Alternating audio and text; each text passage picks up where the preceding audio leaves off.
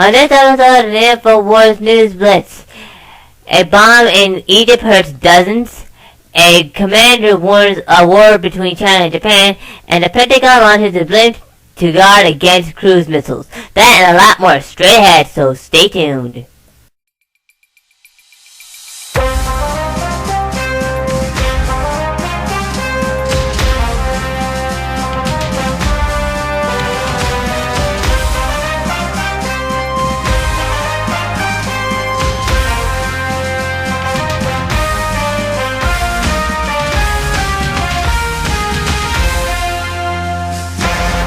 Okay, this is the first article of the day here.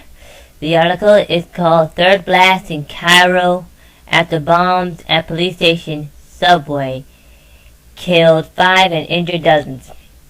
Man, there's a lot of bombs going off in Cairo now, man. But anyway, there were 3 blasts that hit Cairo Friday, targeting the police station, a metro station, the police headquarters, a metro subway station, and a police station.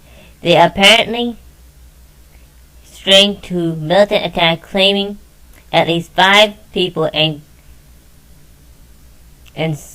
injuring scores of others. The latest explosion was reported at a police station in the suburbs of the Egyptian capital. The explosion was in the west part of Cairo's Tel Abira district, on the main road leading to the Gaza pyramids. Hey, I think I've driven that on Sim Raceway somewhere. But never mind about that. Causing no fatalities. Minutes later, a blast killed at least 1 person and injured 15 others near the Bihutas train station. State-run media has reported that it was caused by a crude explosive device, and so on and so forth. The article goes on to say that state-run media, the TV showed a crowd of standing in front of the HQ building in the wake of the blast, chanting, "People demand the execution of the Muslim Brotherhood." Egyptian security troops and forces have been facing regular militant attacks since July 2013, when a military coup disposed of Islamic President Mohammed Morsi, who was also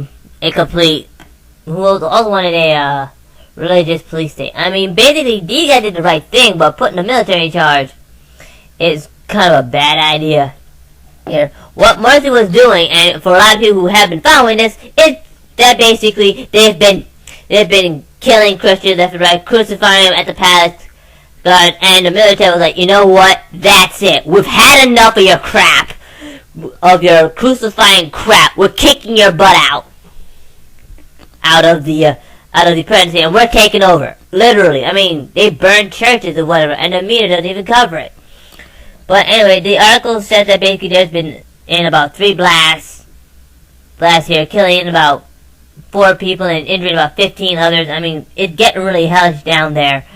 And to be honest with you, I'm not siding with the military, but I'm happy they kicked out Morsi, because he was actually killing all the Christians or whatever.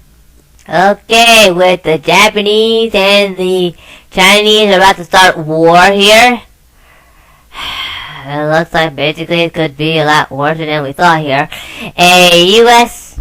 Pacific commander says that there will be a war between Japan and China. And the article is basically, it's called U.S. Pacific Command warns of risks are growing between China and Japan. The article, this short little article here, which I'll try to spend 2 minutes on, says that basically, while it is becoming increasingly clear that tension between Japan and China, and in the fact that most of the Asian nations are escalating, the fact that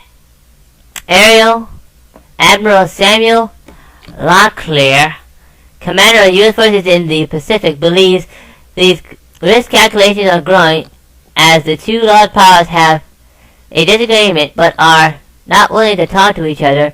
Shows this is more than just talk.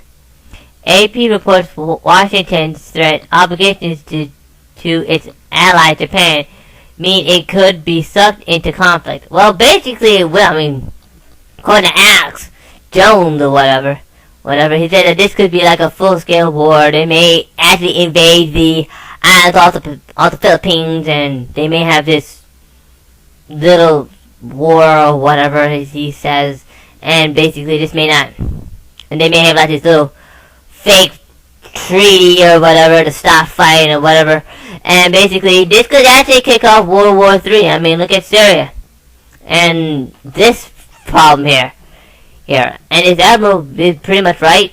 This could easily kick off World War III, and these two powers of China, which is run by Global and Japan, could easily kick off the World War that we are so hopefully fearing. And everybody in every part of the nation better pray it does not happen. If it does, we're all dead. Some of these people got nuclear weapons, and if they launch these, we're all dead. No lie, I'm not kidding. Alright, this is the last article of the day, folks. An article posted by the CBS Evening News with Scott Pelley, which is also done by David Martin, said that basically the Pentagon is now testing blimps. Yeah. One more step to almost to surveil us and track us everything we do in real time. But anyway, folks, the article, it said Pentagon to launch blimps to guard against cruise missiles. How much would I bet it's just going to surveil us even more? Anyway, the Pentagon has discovered a gap in defense of Washington, D.C. and is about to test the solution. But depending upon your point of view, the solution is either vital to national security or a threat to American privacy. Starting this fall, 2 blimps will float at 10,000 feet over the Army's Aberdeen Proving Ground in Maryland in an attempt to develop a defense for the nation's capital against foreign cruise missiles fired from offshore. The article goes on to say that, but these same blimps can also be outfitted with radar capability of tracking vehicles on the ground and with capabilities that can watch people, much like the blimps already do in U.S. bases in Afghanistan and along the border of Mexico. That would give the government ability to follow American citizens as they go through their daily lives. And fortunately, this person who wrote, and David Martin is correct.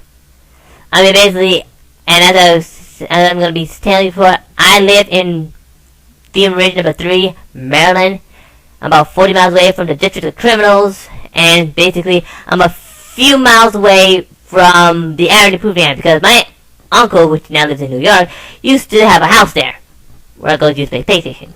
Never mind, forget about that. But anyway, I used to basically he used to live up there, that's the point. And basically, I'm looking at a picture here, it says that this one blimp, which is located in Aberdeen, has a range of about 140-something miles. This means that it can reach Boston and the capital of North Carolina, Pennsylvania, some parts of New York, some parts of West Virginia, Delaware, and basically and some parts of Massachusetts. I mean, basically, and as I say, it all say, look at it.